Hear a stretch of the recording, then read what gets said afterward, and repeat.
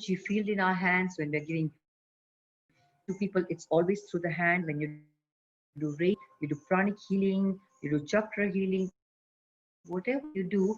Of course, one session is on removal of karmic bad, last session, and how to heal people chakras. We're going to even show you the healing aspect of it. So that's why your hands are extremely important. They are directly your hands and your feet. We many times neglect our feet. And my Babaji always used to say, there's a very divine Babaji Guru, he always used to say that at the Vishnu Shakti. It is the divine Shakti supreme. Your feet are the divine spiritual being. And that is why we have to pay attention to your hands and to your feet.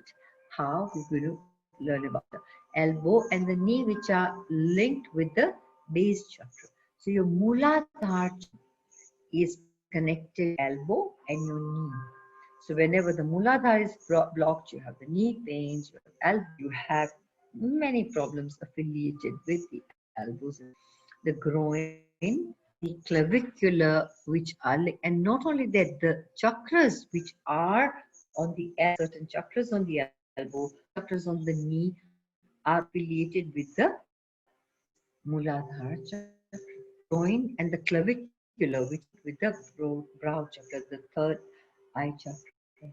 This chakra connects your clavicle and the and also it's linked with the groins of your body near the hip joint, the shoulder and the navel, which with the throat, shoulders and your navel, solar plexus. Now remember, solar plexus is slightly above the navel. That is linked directly with your throat chakra. Your ear and your intercostal linked with the heart chakra. So your ears, same. Sometimes you feel that there's so much of wind and you press that, you do that, and you poof, it comes out, right? And that isn't, this is connected to have something more heart. Even when a person is having a attack and you go through their heart chakra, you see ears, certain parts of the ears, and it's linked directly to the chakra. So these are chakras which you'll be learning about. And so you can see in this diagram the color, the acupuncture, and the chakra energy.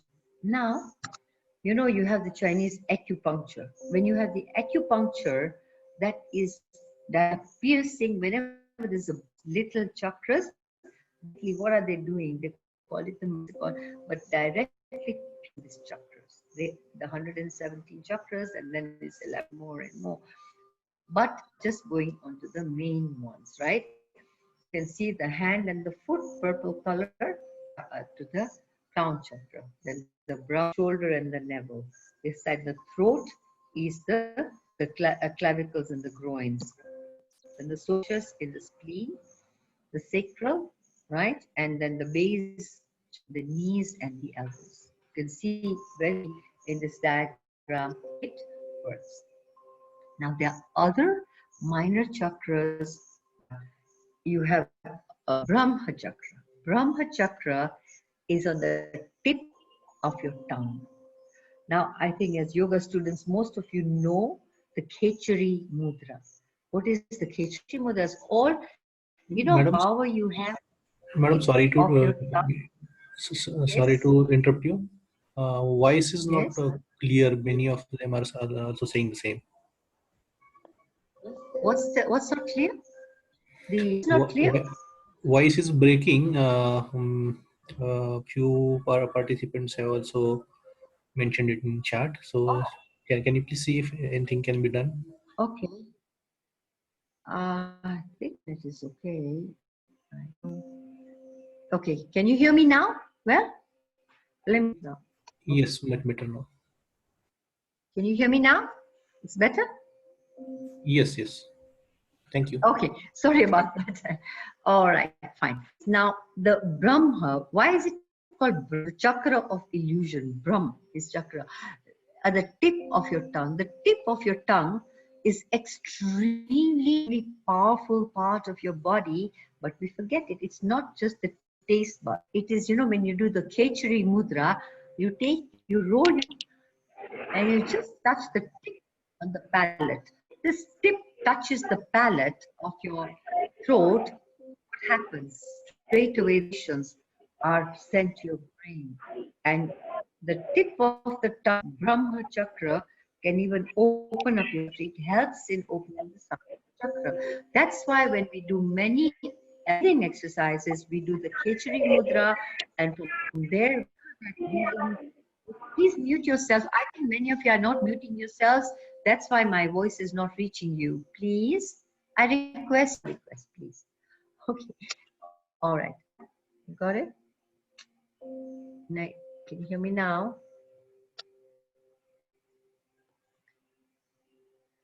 All right. The Khechari mudra. Khechari mudra, you take the tip of your tongue, you roll it, and you touch it up. That is called the Brahma Chakra. What does the Brahma Chakra? Brahma Chakra at Amrit. There's Amrit. What is Amrit? Amrit. Amrit, divine nectar. You have nectar in your own body. When God created, all the medicines are also in your body. All these are within your body. The whole universe is inside. So it's just a matter of knowledge and a matter of connection. So when you touch the tip of tongue to your and you master Shri Mudra, what happens? You always have the Amrit, the nectar from your crown chakra, and it goes direct into your solar plexus chakra. And what happens? Your solar plexus chakra is your Surya, sun burning in your solar chakra, and it's chakra of fire. And straight away, all that nectar is being destroyed. But when you have mastered this art, when you mastered the art of Khechari Mudra, and you're holding and nectar up there, then automatically you will take it back and take it the other chakras of the body rather than going directly. So if when you master mudra, you take it to the throat chakra, heart chakra, and then it surpasses. And then when it goes to the heart is when you all the benefits of Amrit, your health good, your relationships become good in life, your whole life. And apart from this life, the life even becomes good, directly even connect to the divinity. So everything you need, you will get by awakening the Brahmaran. So that is on the tip of the tongue, very powerful chakra. Then the nostril center, Prana chakras. Prana chakra are exactly here. There's a little bone here, not on the nostril itself, but where your nasal bone starts. There on the two sides, whirlpool. When that's times you get hurt here, and you'll feel it will be painful, so painful, but it's not at the physical level. Internally, you'll feel so for these chakras, but there's special way of awakening these chakras as well. And then the upper chakra are on the tips of your ears. Your ears, according to auriculotherapy, the whole fetus is inside your ear. All your chakras are also on the ears, but on the tip ear are the upper chakra. And then on the eyelids is the Chakshu Chakra. Exactly where your eyelids are here in the center. Even if you touch it gently, there's some sensation. But we never touch our eyelids gently. We're never gentle to our own body. We're very rough, mind you, very rough with our own body. And that's the reason of the, you just, it, and this what happens, your eyesight, and then many other internal problems. You can see things within you when you awaken the Chakshu Chakra, right? It's the deep Chakshu. Now, what had happened during the Bhagavad-Gita? Today, I was even supposed to have a Bhagavad-Gita lesson 4 to 5, but we've diverted some Bhagavad-Gita knowledge here.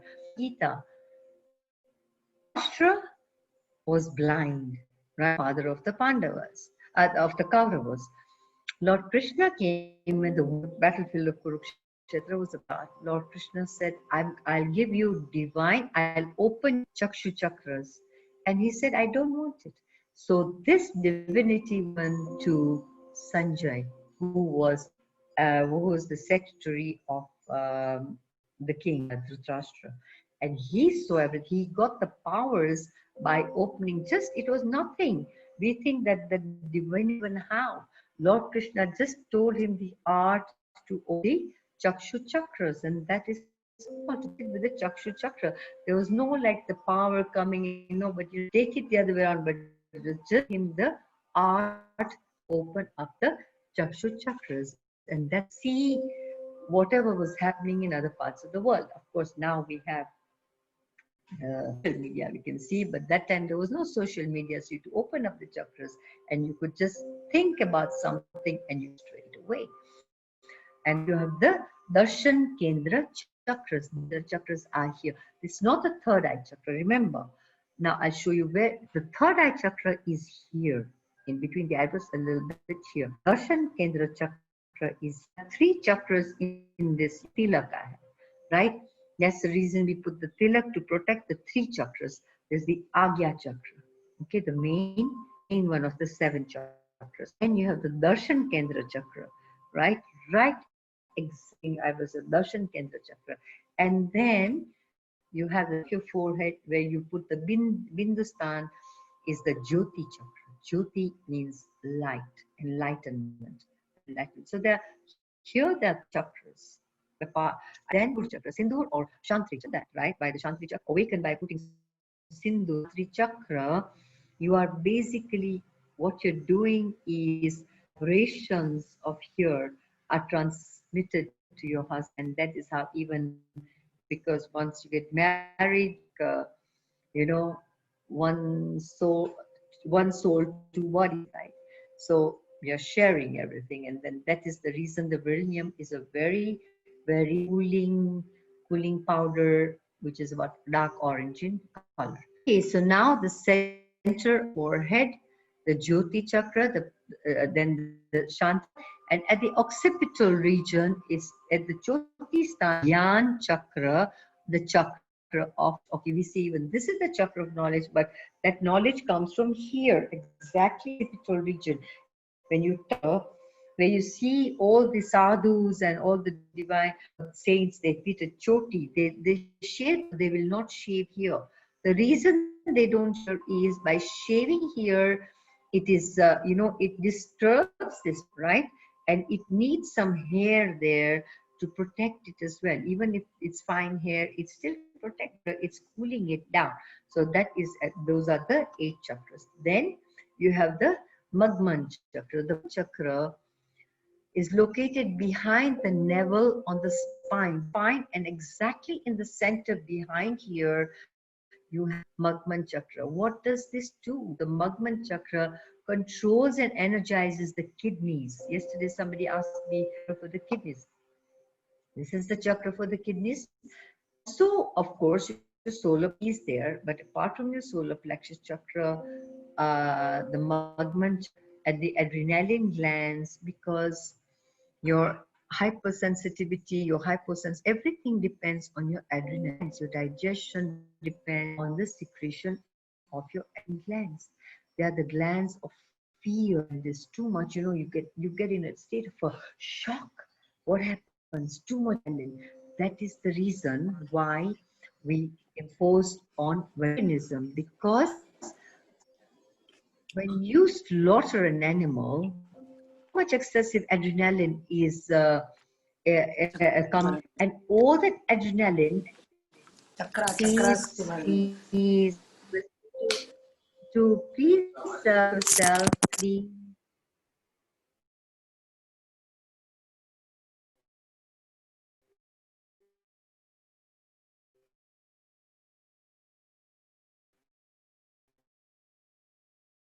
Okay, so much many problems because of that adrenaline which they're consuming. That is all, like somebody comes and tries a gun on your head, or somebody tries to, put a knife here. What's going to be now? state of a fear, and straight away your stomach will block, and that is excessive, right? And that as a this also this Magman as a pumping station. It's responsible for the upward flow of the subtle energy which comes from the energy. When we do pranic healing, there's an upward flow and there's a downward flow. That will go on when we study about the healing of the chakras. So when this what happens when you settle this chakra, the adrenaline is gently, and then it's flowed.